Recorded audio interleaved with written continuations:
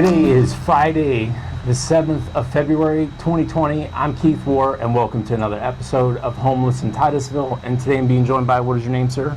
Ken Freeman. And Ken, how old are you? 51. 51. And how long have you been homeless? About 5 days. 5 days. And what's the cause of your homelessness? I was arrested back in 2019 now, and when I got out of jail, my wife just doesn't want anything left to do with me, so I became homeless. What were you arrested for? What did you go to jail for? I went to jail for arguing with a police officer. They call it battery on a law enforcement officer. That was it?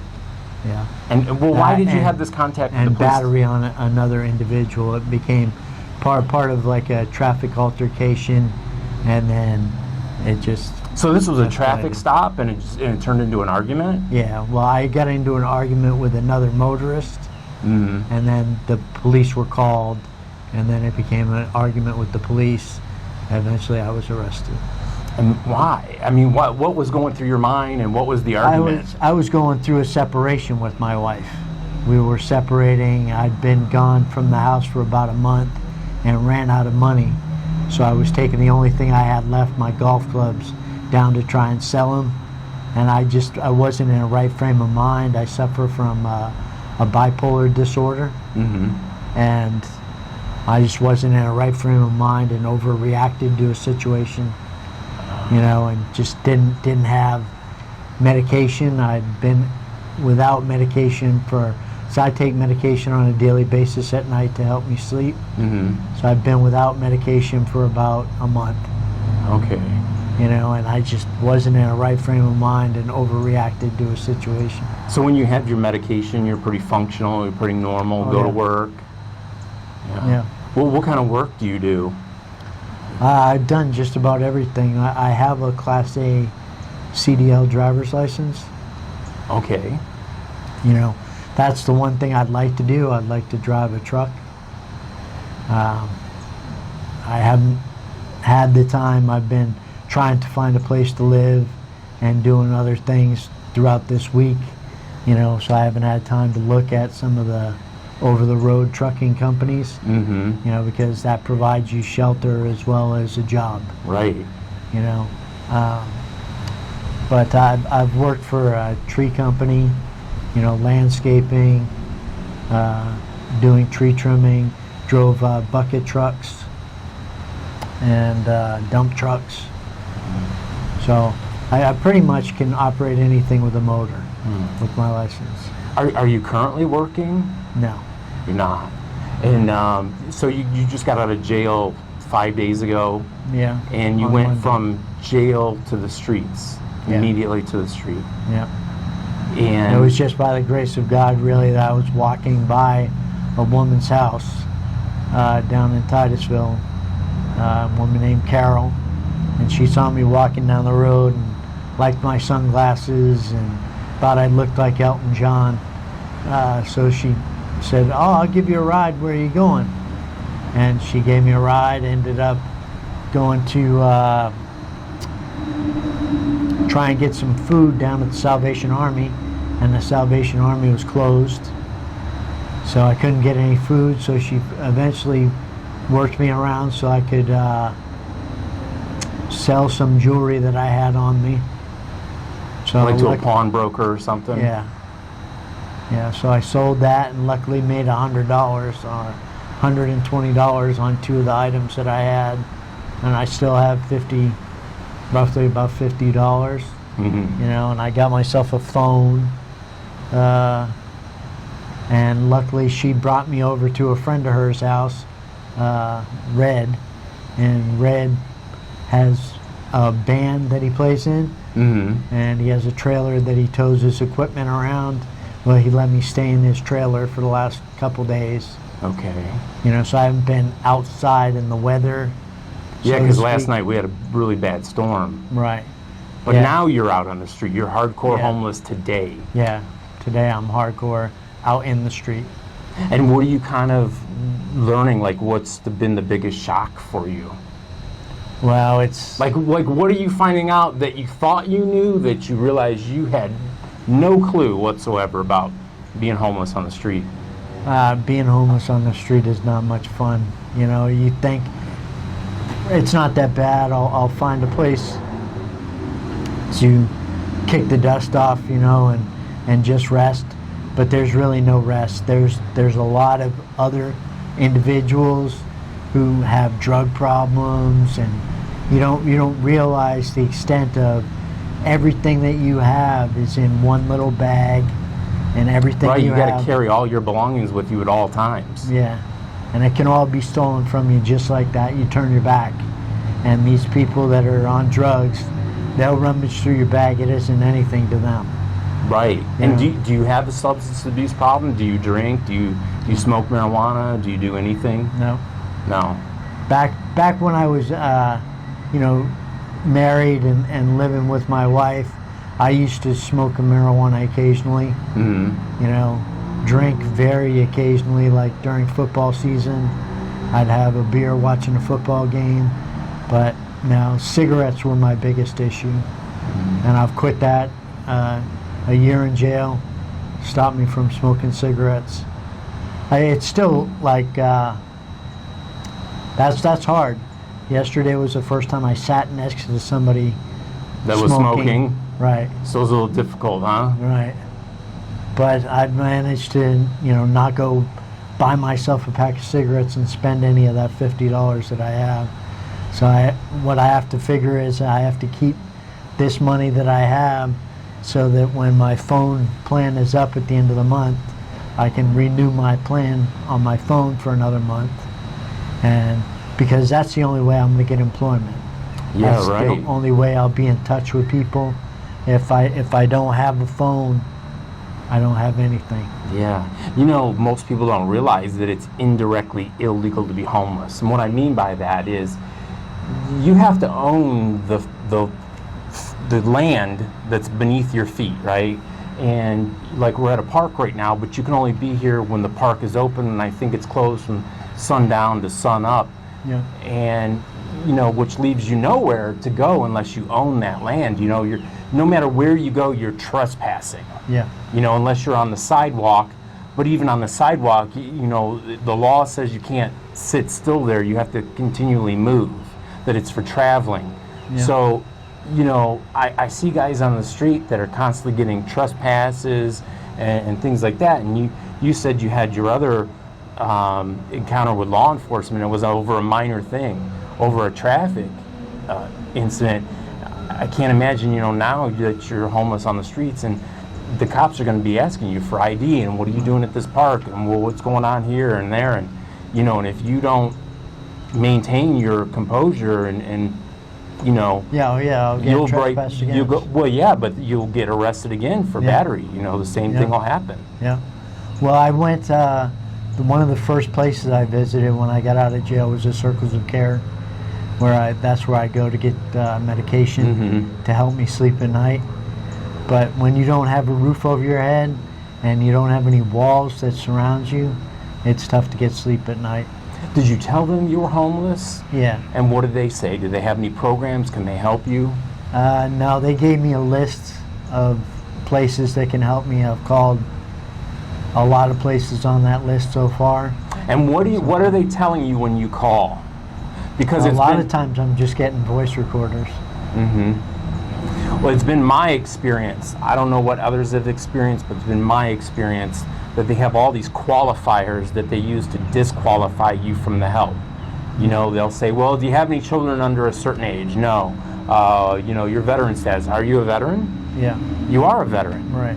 And what branch were you in? I was in the Army, but I only served 1 year, 8 months, 9 days of active duty.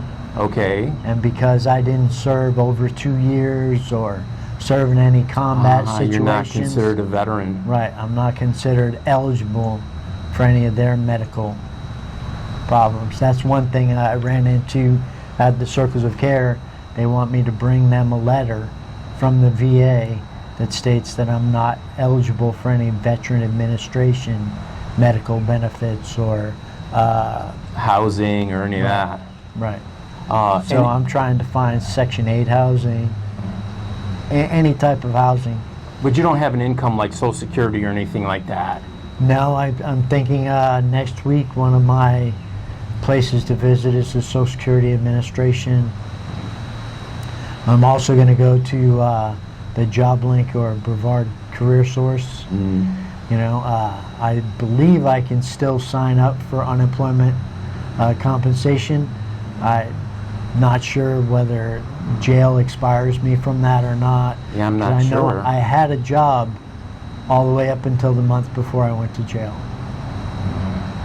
What was your living situation prior to going to jail? Did you guys live in a house, an apartment, a trailer My wife lived in a house. that you which- owned, that you rented? Yeah, that she owned. That she owned. And what are you doing as far as moving forward with like a divorce or something? Are you Well, getting a divorce? Yeah, You are. yeah. So she doesn't want to potentially, be married. okay. So potentially though, that's half yours. Right. But the thing is trying to get her to fill the paperwork out and go through with the divorce.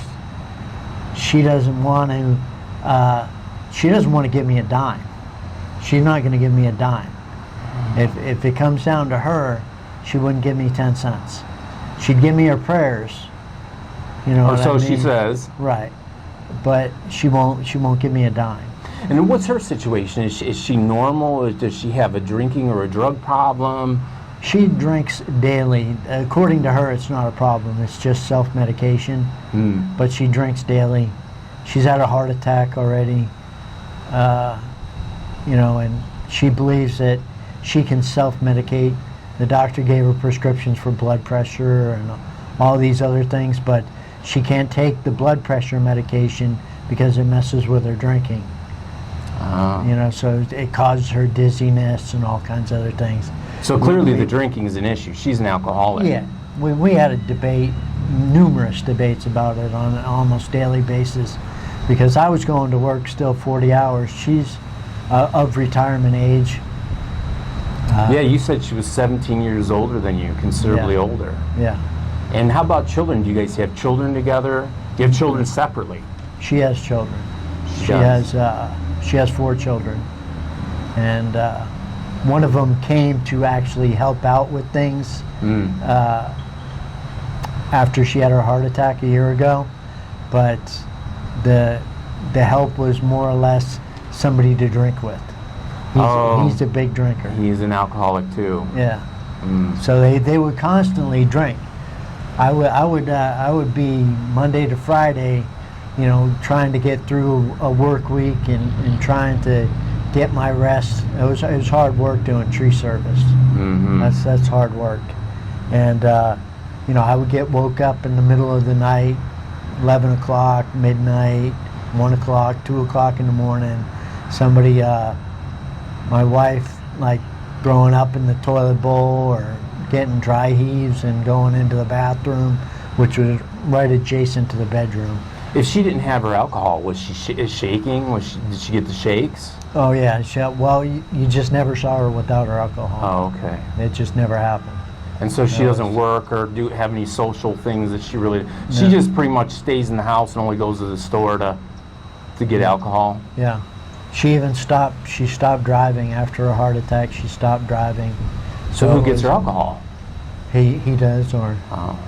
I would if I was going grocery shopping on weekends, Saturdays or Sundays, you know, or I'd take her with me and she'd get her stuff herself. But it really bothered me a lot of times if I was out, you know, and I'd say, 'cause I call her every day when I left work, you know, hey, do you need anything at the store? Well, I just need some wine, you know, and it would really bother me to go spend my money, regardless of if she was going to put money back in my pocket, was to go and spend my money to buy her wine. Yeah. How about family and friends? Do you have any brothers and sisters? Are your parents still alive? I have a sister, but we went through an ugly thing when my mom passed away about how much money was inherited and who should be entitled to inherit what. So she doesn't really want to help me either. I don't even have her phone number. Does she live locally here in Titusville? Yeah, she lives in Port St. John. Wow. So I'm thinking next week that I have her address. You know, I'm going to get a letter and put a letter in the mail. But her boyfriend and me, we don't see eye to eye. I think he's just really... He's been there for a long time now, and I should have had a different opinion of him from the start. But he's like one of those guys who, when he shakes your hand, like squeezes your hand real hard and tries to be macho and just not very... He blinks all the time when you talk to him, and so we never had much of a relationship. Me and him had a disagreement about when my mother was getting unable to take care of herself, where she should be taking care of that, and we have problems trying to find a place for my mother. So that's your only family, is your sister? Just my sister, yeah. And her boyfriend? Yeah. Other than that, you don't have anything? I know I have another sister who lives in Ohio. Okay. What's your relationship like with her? Would she help you? No. No? No. Is she not in a position to help you, or she wouldn't because you guys had disagreements? She's not in a position to help me, really. Wow. She has problems of her own with IRS bills and children of her own that don't have... One child that's has a daughter with autism and other things, so she's got a full plate of stuff. Yeah. So what's the plan now? What do you like in your mind? Like, what kind of things are you trying to do other than, calling that list of help that Circles of Care had? Have you found a spot that you're possibly going to camp out tonight, or? Now the only spot I know of really that I've heard where people of homeless congregate is down at the marina. There's a bridge there where US 1 goes up over the marina. Yeah. And but there's an element there that's hardcore heroin addicts and other stuff. So like I said, you leave your bag for a minute, they're going to rifle right through it. But ID is the biggest problem out here on the streets. If you get your ID stolen, I don't care what you have to do. You keep that ID in your pocket and on your body at all times, because once you lose that, you are really screwed out here on these streets. Yeah. The cops want to know who you are, all that stuff. Are you on probation of any kind? No. So you're done. Your case is completed. You don't have any strings attached? No. I paid my due. Okay. Paid my debt, so to speak, or at least I feel I did. It's a terrible thing when you have a disagreement with the law enforcement officer, because they label it as battery, or it wasn't assault or anything like that, but it was battery. Did you make threats? Did you tell him you're going to kick his ass? Yeah, I just told him, listen, stop bothering me. I'll fuck you up. You don't know who I am. But you can't. You can't do that. I mean, you can't do that to anybody. Right. You can't do that to anybody. And I was the same way with the guy. I was not in my right behavior. So you think if you had your medication like that you need, you don't think you would have done that? No. It's just not in you. I've been on the medication ever since I was in jail. The whole year I spent in jail. First thing I did when I got out of jail was go and get a prescription. So yesterday was the first day that I started my medication again. I didn't have it for a couple of days. In those couple of days, nothing happened. Right, because your brain chemistry wasn't able to change that fast. Right. So I'm back on the medication. I'll stay on the medication so that I don't have. It's like I said, it's going to be tough because sleep is the one thing that. Yeah, and it's hard to get on here in the streets. Yeah. How did you afford the medication? Do you have Obamacare as it's known, or, No. No. So how did you afford it? It cost $8. Oh, it cost $8. Okay, so it was affordable, relatively speaking, unless you don't have $8. Right. And that day's getting close. Right, that day's coming. And how many? Is it a 90-day supply, a 30-day? So in 20-some days, you're gonna have to $8 more. $8 just to stay and be normal. Right. So it's almost getting to the point where, I'm going to have to panhandle or do something like that, just to try to earn money. I'd like to just wake up, go to work, have somebody say to me, hey, Ken, you could stay on my couch, for 30 days, get yourself a couple of paychecks, get yourself a beater car, and then after the 30 days you could stay in your car, go to work for another 30 days and, get yourself a place, or hopefully one of these places, because not a lot of the places that I'm calling on this list are even answering the phone. Right. They just go right to voicemail. And yeah, because often I'll hear people say, "Oh, well, just tell them to call 211," as if, But I'm positive, because I saw the list that you had, that anything 211 would give you, you already have. Yeah. And all that is a referral. It's not actually help. But I think most people think that there are these safety programs in place for emergencies like this, but what I have found in interviewing people on the streets for almost 5 years, that there is very little of that stuff. And when there is, like I said, it has all kinds of qualifiers. Like if you were a veteran, for instance, if your veteran status, you would be eligible for all kinds of housing help and things like that, but even that has strings attached and waiting lists and things like that, so it's very frustrating out on the street. There is a laundry ministry here on Hopkins. I'll have to get you the address, but they will do laundry for you when you're homeless on the street, which, that's a big deal. Yeah, it is. Because, having the stinking. Yeah, and having the money to, sit at the laundromat and being able to do that. Showers, as far as that's concerned, those are kind of hard to come by. Right. Most guys bird bath. I think one guy, the Red was telling me that the DAV building has showers. Yes, they do. Now that is over by the airport, though, off Garden Street. Yeah. And we also have a cold weather shelter, but that only opens when it's 45 degrees or colder. Right. So literally, and 50 degrees is cold. Right, it is. 46 degrees is cold, but I can tell you that they man that place. You will see the lights on, people in there watching movies or TV or whatever, but they will not open that door until it hits 45. And it's got to be maddening to sit there and look to see that it's fully manned, they've got food ready to serve, but because that thermometer doesn't hit that one more degree, you're out there,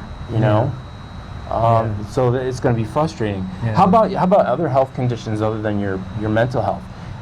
Do you take high blood pressure medicine? No, I'm in perfect health other than bipolar disorder. That's Okay. what they diagnosed me with. Okay. How about social media? Do you need social media? Do you do Facebook? Do you do? No, I used to, I used to have, the high-tech phone and all that stuff. Now I'm down to just a flip phone. Is that a government phone, or is that something you pay for? It's something I paid for. Okay. I went to Walmart because I don't have time to wait for a government phone. I have to get, with that you got to get food stamp assistance and all of that other stuff. I mean, I needed to have a phone right away in case. Do you plan on filing for food stamps? Yeah, that's something, my target for next week is to try to file for food stamps, unemployment compensation, look into more housing, call every place that I have, every place that I have on the list and call them again, and just keep leaving messages until one of them calls me back. Right. It's about all you can do. Yeah, I haven't found one person to answer the phone yet. Frustrating. Maddening. Yeah. All right, guys. Well, listen, you can leave me a message on YouTube. I do read and check all those messages. It's hard to get back to people. You guys can have more access to me really on Facebook. It's just easier for me to communicate there at KEITHWOHR. I'd love to have a conversation with you guys there. There's also a Facebook group called Homeless in Titusville, where I often ask people like Ken here, who I've interviewed, to join it, and then people like yourself who like to have a conversation with Ken, or maybe there's some kind of help that you have for him. Maybe you'd like to offer him a job, or you have some clothing, or something that he's really needing to get past this difficult point in his life. So let me ask you about that real quick. What's your most immediate need other than housing? Do you need clothing? Yeah, I could use more clothing. I have 3 pairs of clothes, one pair of shorts and a t-shirt, and What size shirt or jacket do you wear? medium or large. Okay, and how about pants? 30-inch length and 32-inch waist. Okay, and how about shoe size? Size 8.5. Okay, and underwear? Yeah, underwear, medium. Medium. Okay, all right. All right, guys, as always, I appreciate you guys watching. And until next time, may you be just as blessed as you have blessed others. And thanks for watching.